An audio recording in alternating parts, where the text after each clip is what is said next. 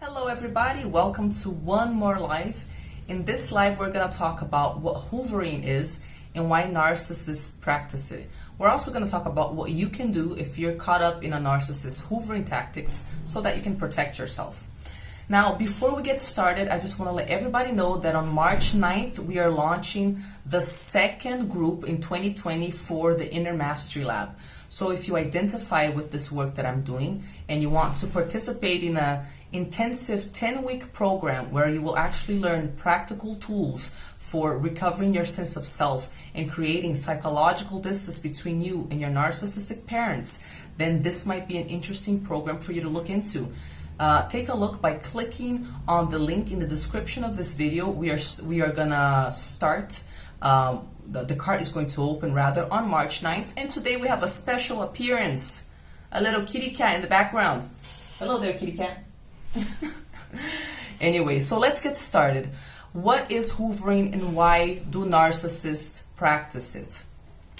Well, first and foremost, narcissism is something that happens in a spectrum. So what this means is that you can have very few narcissistic traits or you can have lots of narcissistic traits. Now, when we see people who have very little narcissism, this can also be a problem because these are people who frequently have very low self-esteem and cannot stand to be the center of attention, even in situations where it might make sense and it would be perfectly healthy. Like, for example, let's say that I just lost my beloved, my husband of 20 years. Let's say he passed away. Many people who score very low on the narcissism spectrum scale, they won't actually accept being treated in a more special way during their mourning process because they basically think they don't deserve anything or that it's going to be a bother to other people if other people do take care of them. So this is a problem. But here we're going to talk about people who are on the other far extreme of the spectrum, people who have what we would consider a form of kind of even like an addiction. It is what it is. You can compare the need for narcissistic supply in order to feel that you even exist as an addiction. You can compare it to a chemical addiction. When people are on the far extreme of the narcissism scale need outside validation in the form of narcissistic supply that can be receiving status, admiration, applause, sex, power, or even sympathy, right? Because some narcissists, they use the tactic of being the biggest victim, and this is how they force people to give them attention. The people who depend on these types of narcissistic supply to regulate their sense of self and to regulate their sense of self-worth cannot do without it. And what this means is that they need to have a stash of possible sources of narcissistic supply. Now, a narcissistic personality is going to have some people in their life whose function it is to provide this narcissistic supply, but they might be in a sort of a situation where this supply isn't readily available, or for whatever reason they feel that their addiction is acting up and they need to satisfy it. In these situations, they might reactivate some of the supply sources that they've been keeping on standby. Now, when they reactivate these supply sources, they do it because they believe they can still activate your triggers. They can identify where your weak points are. Narcissists being quite manipulative and having learned from a very young age that the only way they know how to have their needs be met is by manipulating other people or by triggering people into having this sort of responses that they want. This is the status quo for how narcissists work. So they know all of your triggers. And if we're talking about your narcissistic mom or dad, they created all of your triggers, right? And they're kind of feeling down and out. They need some attention. They need some supply. They think that maybe they can still have some sort of mental control over you. And this is where the hoovering tactics start. Hoovering is a tactic utilized by narcissistic, histrionic, borderline, and antisocial personalities. Generally, it's people with these traits. That it's a tactic that's used to suck victims back into one more cycle of abuse. And you might even be used for your supply and then discarded. Because for a narcissist, for someone who has a pathological narcissism, your only use to them is in how much you can offer them the sort of supply that they deem to be good enough. So let's say, for example, that you spent the past year in no contact, and you're feeling more mentally healthy, you're feeling safer in your life, you have a lot more peace, and all of a sudden you get a message from the narcissist. And it might even be a loving message, something that you're not used to. Maybe you're used to getting abusive messages, right? Or you were getting abusive messages when you had a relationship with them. And now after a year of no contact, you get this super loving message. Now, for many of us who are victims of narcissists, we might have been waiting our entire lives to finally be seen by this narcissist, to finally get some affection, to get some attention. And if you haven't really created a very strong sense of self yet, if you have not filled your life with new relationships that aren't toxic, new relationships that can serve as a contrast between the old crap that you thought was normal, that you can now see that is completely unhealthy because you have this new reference, then you might be in a very vulnerable state, and you might actually feel, oh my God, this message is everything I've been waiting for. I've just been waiting for a little bit of love from this narcissist. And this is how they suck you back into one more cycle of abuse by throwing you a bone, by activating the trigger they know is going to have you get your guard down, right? So there is a number of tactics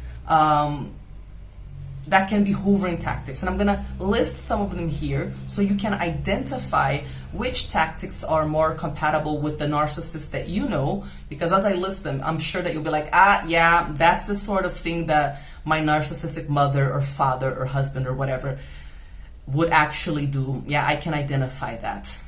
And it's important for you to identify these tactics as just tactics for getting supply out of you, because otherwise you might confuse them with the narcissist having reformed, having gotten better, all of a sudden being able to admit that they're wrong, and now the relationship is going to be okay.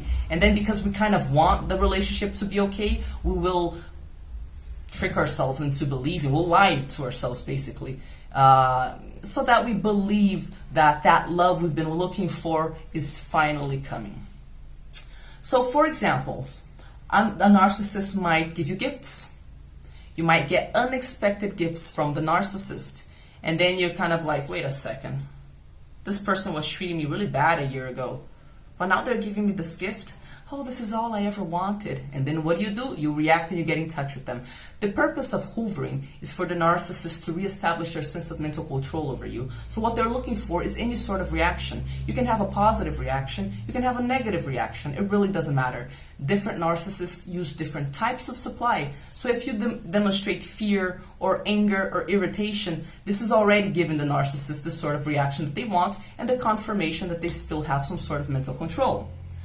Another way of hoovering is to pretend that the relationship is not over and to ignore the fact that you've gone a year without talking to them. So they might just get in touch, having normal conversations about everyday things as if you talk to them every single day. And they will refuse to acknowledge that you told them to not talk to you, or maybe you didn't, maybe you just cut ties, and that you've been ignoring them for a year. So remember, for narcissists on the pathological side of the spectrum, if reality is not what they would like for it to be, if it's not a version of reality where they look perfect and the other person looks wrong, and whatever they want to happen is supported by that version of reality, then narcissists will just rewrite reality. It is a disorder that uses a whole lot of fantasy and pathological lying. So, what? We haven't had a relationship in a year? Sure we have. And the narcissist will just pretend that your need for distance never even existed in the first place. Another hoovering tactic is by saying that there's some great catastrophe that you need to save them from. Maybe they say that they're sick, and it might be a real illness or a feigned illness. You cannot tell with a narcissist, right? Maybe they'll say that there is some huge legal trouble and you're the only person who can save them. Or whatever it is, they know that if they're in some catastrophic situation and you're the codependent sort of let me save you type, or if you're the type that doesn't want to be a bad child, an ungrateful child, and disobey your mom, particularly when she needs you, or your narcissistic dad, or whoever in your family is a narcissist, then they know that this could be a trigger to get you to get back in touch with them in order to save them. Of course, they might be extra loving. All of a sudden, they might say the words you've always been wanting to hear. You know what? I've changed. I'm not the same person anymore. You're really important to me. You've always been the person that I've needed in my life. Our relationship is special, right? And they say all the things that you've been wanting to hear. They might ghost call you. This is really freaky, but sometimes narcissists will call you and not say anything. Or maybe all you hear is just heavy breathing or something like that. It's just to kind of get you curious about what's going on and to make you feel kind of scared and to not know what's up. All ways of provoking you to see how much control and they still have over you and what sort of reaction they can get out of you. They might also use third parties to get at you, and this is quite common. Let's say if you've gone that year without talking to your narcissistic dad, and then your children start getting many messages from him, loving messages. Oh, because grandpa misses you, grandpa wants to see you, why don't we all get together, talk to your mom so we can all I don't know, have a barbecue together, whatever it is they're gonna say. They're gonna try to demonstrate caring and love towards you in an indirect way through your friends, through family members, through your children, in a tactic that's going to make you look like you're just kind of being difficult and that they're these loving family members and, oh, gee, can't you all just convince this difficult person to get back in touch with me because I'm such a good person and I want to be part of the family, right?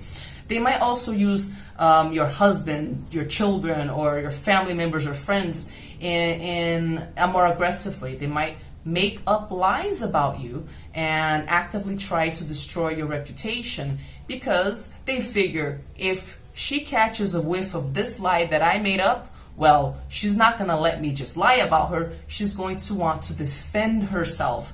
And then this is where you get sucked right back into another cycle of abuse because you have to defend your honor and your reputation, and you have to convince everybody that what the narcissist is saying about you is not true. They might call unintentionally. You pick up the phone and it's your mother's voice or your dad's voice, and you haven't heard that voice in the longest time. Oh, I'm sorry, I meant to call Auntie May, but it seems I called the wrong number. So how are you doing? Just another way of trying to test what your reactions to them are. They might, of course, they might also threaten to kill themselves. Depending on who you're dealing with, suicide threats can be quite common and also extremely painful because they're basically saying, listen, it's a life or death situation, and if you don't do what I want you to do, I guess I'll just have to kill myself. I wonder if you can live with that guilt. It's that sort of manipulation. So, you don't want anyone to kill themselves because of something that you could have stopped, right? So it's a very, very, very strong form of manipulation. They might return to the relationship after something terrible happened.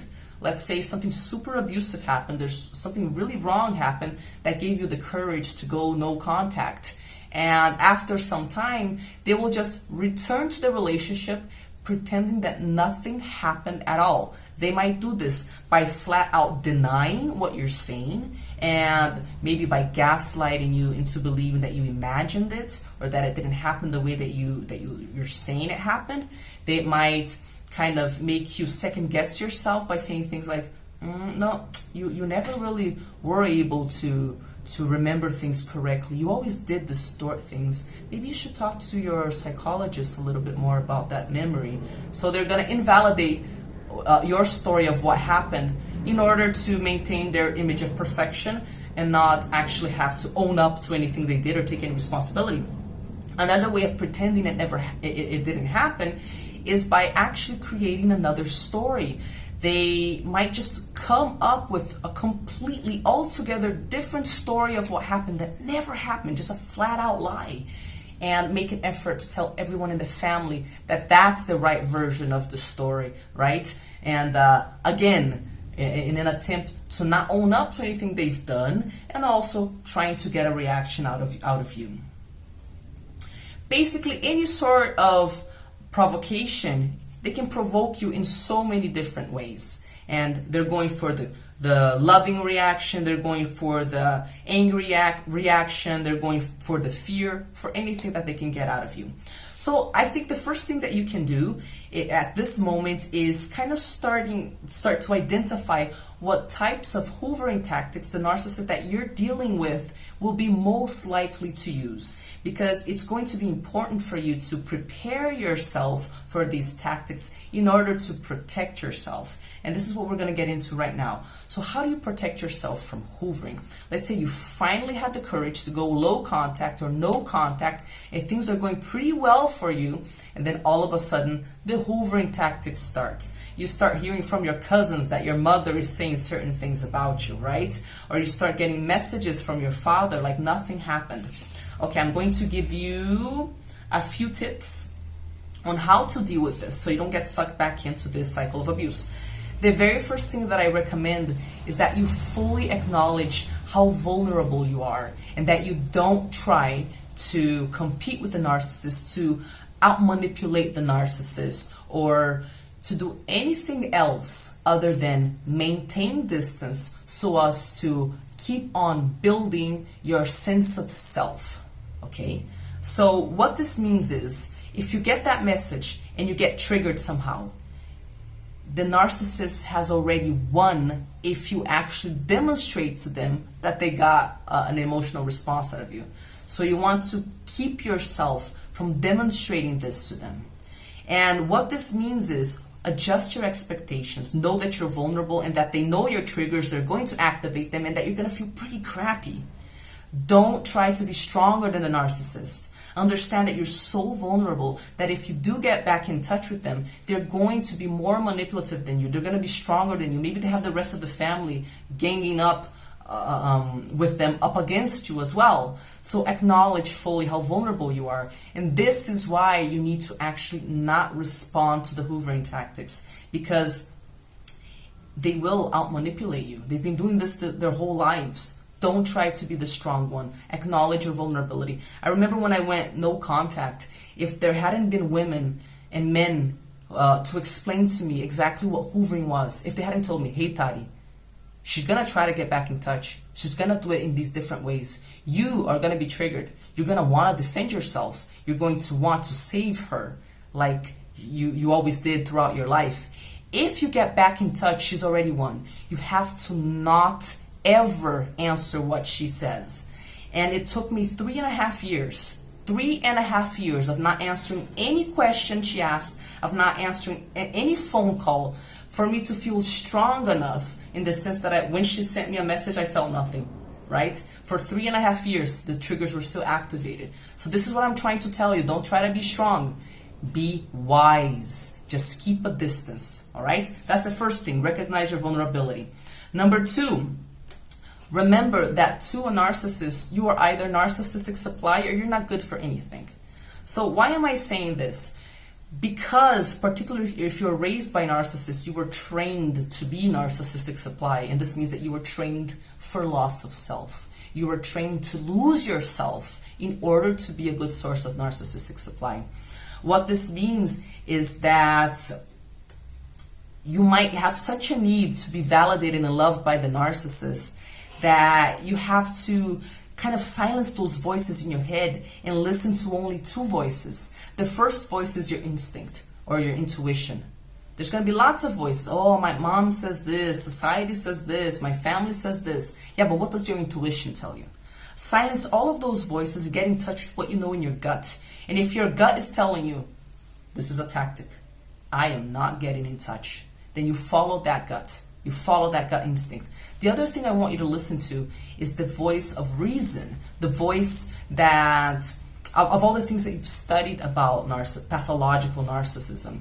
Because if you take a step back and you don't get emotionally involved in the hoovering tactic, you can identify exactly what sort of manipulation is going on. It becomes quite easy to read the narcissist after a while. And if you can disconnect from your emotional need to be validated or to protect yourself or to defend your reputation, then you can listen to the voice of reason. So remember your instinct and remember what you've studied about this disorder and base your decisions on that. The third tip that I'll give you is connect emotionally with the reason that made you cut or that made you go no contact or low contact. What do I mean by this? Listen, if we grew up in a family where there's a narcissistic dynamics, oftentimes our entire personality, our sense of self, the way we view the world is completely wrapped up in that toxic dynamic as well. When you leave something really toxic behind and you already have low self-esteem and you're scared and you feel vulnerable, it is essential that you build something new and nurturing in its place. Otherwise, when you're feeling weak, when you have the first obstacle and you have nothing new and nurturing and beautiful to run to, you might run back to the old toxic crap.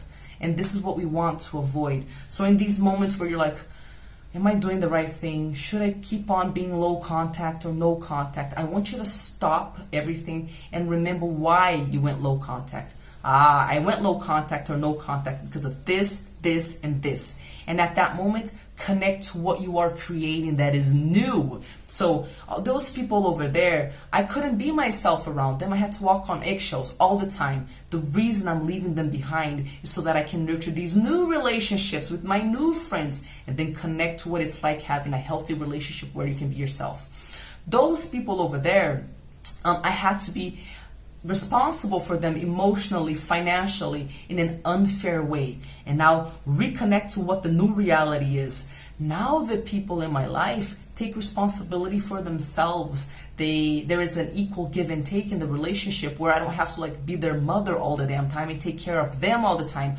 I also get taken care of. I feel that this is a balanced relationship. Okay? Those people over there, whenever I used to spend time with them, I was emotionally drained after just a few hours. Now with this new life that I'm creating, I feel energized. I feel better after I have contact with these new people from my new life. So that's a third tip that I'm going to give you. It's remember what it is that you are creating that is new, that is different from what you're leaving behind. Otherwise, in a moment of weakness, we might go back to what we already know, right? So, basically, when hoovering starts, the narcissist wants a reaction out of you. If you give them that reaction, you are sabotaging the wonderful sense of self that you've been cultivating and building. And it all comes down to recognizing how vulnerable you truly are, maintaining that distance, clinging to what your instinct is telling you and what your studies have told you, and then doing the opposite of what you would do. If you got back in touch with them and you got sucked back into the same cycle of abuse, you'd experience the same crap over and over and over. So ask yourself, before every hoovering tactic, what am I creating? What am I creating for myself? What is the opposite of what I used to experience with them? I don't care how triggered I am. I'm not going back to that. I'm going to create something beautiful, new, sacred, and healthier for me. All right, guys and gals, let me know if this video was useful. Let me know what sort of hoovering tactics you've been dealing with. Let me know how you deal with this, if it's hard for you, if it's easy, what sort of insights you got from this video. Write everything down in the comments. I love reading your comments. Just letting everybody know again that on March 9th, we are launching the Inner Mastery Lab. One more time, if you want to participate in this intensive 10-week program, then click in the link in this description or get in touch with me and I will give you all of the information that you need to know. If you liked the video, then like it. Subscribe to the channel. We are going to have lots of other videos on this subject and other subjects pertaining to cultivating a sense of self in the adult phase. And that's it. hope you liked everything here, and we'll see each other.